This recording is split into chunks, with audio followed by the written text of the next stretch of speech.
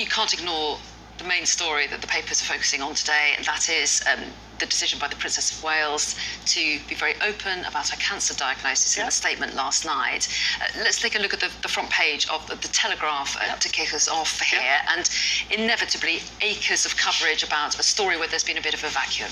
Absolutely, and all credit to her in publicly acknowledging that this is a very serious condition, but also the impact it has had on her personally, on the family, but also to some degree being on the front foot about it will motivate a lot of other people to go get checked, to think about their own health, and to perhaps reassess their lives in terms of their priorities and making sure that you look after yourself. So actually, I think this is a very brave thing for her to do, to be this public about something that's extremely serious. Yeah. So all credit to her. Could have health implications for other people. Of course. If they take notice, but also implications potentially of people online tempted to speculate. Yeah.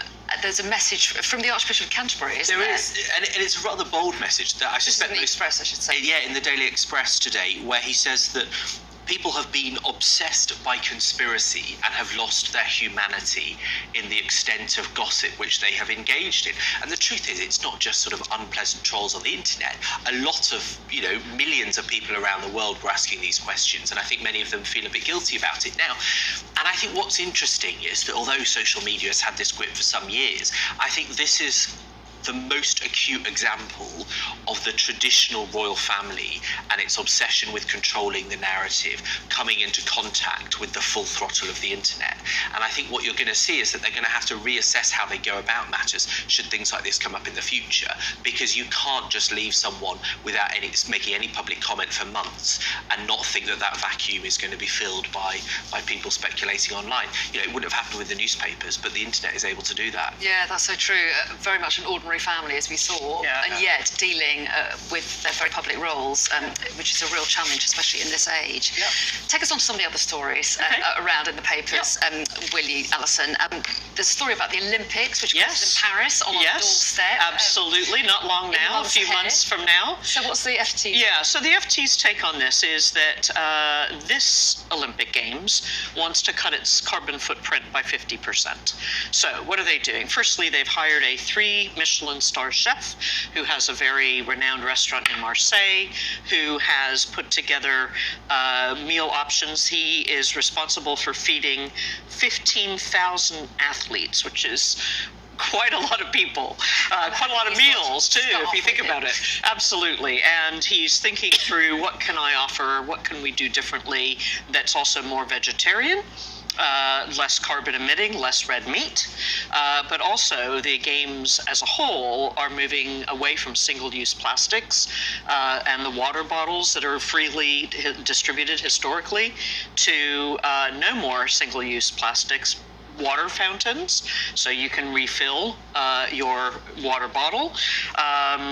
The infrastructure, one of the things Paris has made sure to do is not necessarily build multiple new arena, but to use the assets and the stadia it already has. So this is quite a conscious choice and quite a departure from past Olympics, and it's really very smart. I remember the 1984 Olympics in Los Angeles when I was then still living there, and this was not on anyone's radar screen. Sustainability, lowering a carbon footprint, 84 to today, wow, hasn't the world changed? And good on them for wanting to actually make an impact on this. I think a 3 Michelin star chef is maybe the only thing that would persuade me to be an athlete.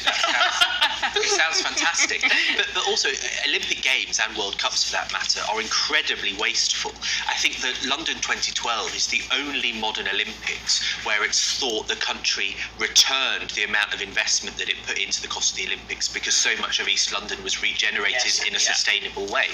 And so often these things are just a pit of money for countries that don't get a huge amount of attention that they don't return it to the economy. Yeah, although one of the reasons you do opt for Olympics is because of the brand building for that city. So if you think about London 2012, while the outlay to create the East London, venues and housing may have been a big cost, the inward investment back to London as a result, people's awareness of London as a destination for holidays and things, fantastic. And I think people in London felt better about themselves, and in the country felt better about themselves after the Olympics. Honestly, it's that period where everything was different. Everyone was so happy and content and united.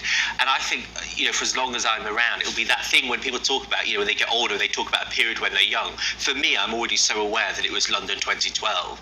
I was new to London I was at the LSE as a student at the time.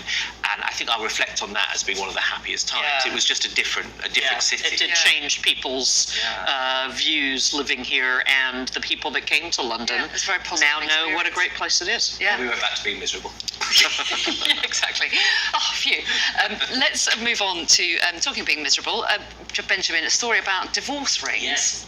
Well, these?